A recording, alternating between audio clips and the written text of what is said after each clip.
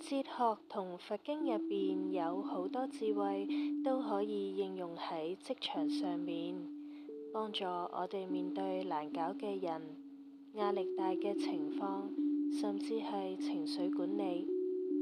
以下我想分享幾個故事同埋背後嘅啟示，希望對你可以有所啟發啊！第一個故事係佛陀與侮辱佢嘅人嘅故事。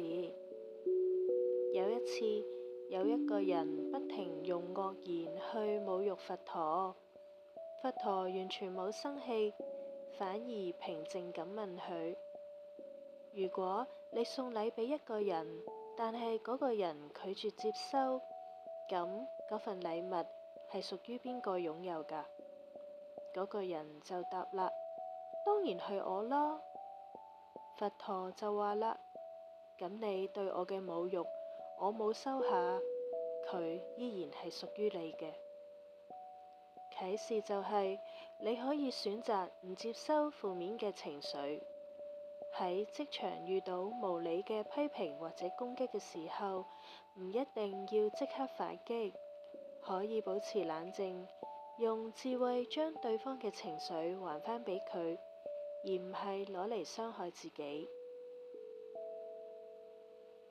第二個故事係莊子與樵夫。莊子有一次講，樵夫上山斬柴係唔會理啲大樹嘅，因為對於佢嚟講，太大嘅樹係冇用嘅。但係正正因為佢哋覺得呢啲大樹冇用，呢啲大樹先至可以長得壽命好長，唔會俾人劈走。啟示就係，唔係所有場合我哋都要出頭或者證明自己，有時識得隱藏、低調、避風頭，反而係可以自保，更長久咁發揮價值。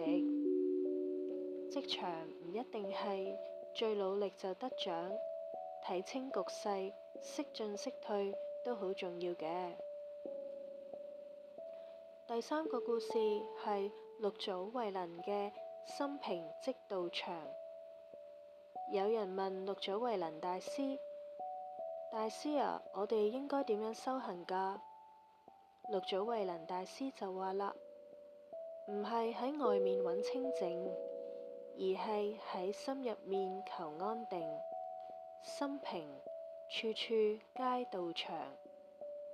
啟示就係，你唔能夠控制職場上嘅人點樣對你，但係你可以修煉自己嘅心境。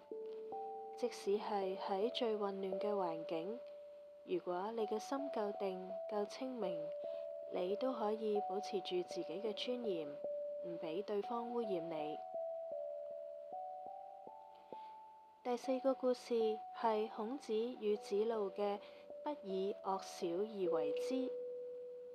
孔子話：君子坦蕩蕩，小人長戚戚。子路曾經問：點解做人咁難㗎？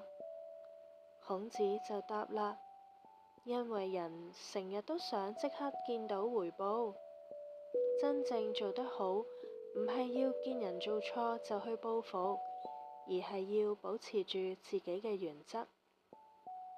啟示就係，唔好因為別人做壞事就覺得，唉，不如我都好似佢一樣咁做啦。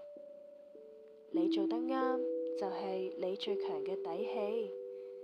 職場上會有人鍾意玩心機、玩心計，但係最終唔會輸嘅係有原則同埋有智慧嘅人。唔知你聽完呢幾個故事有啲咩感覺呢？希望都可以幫到你啊！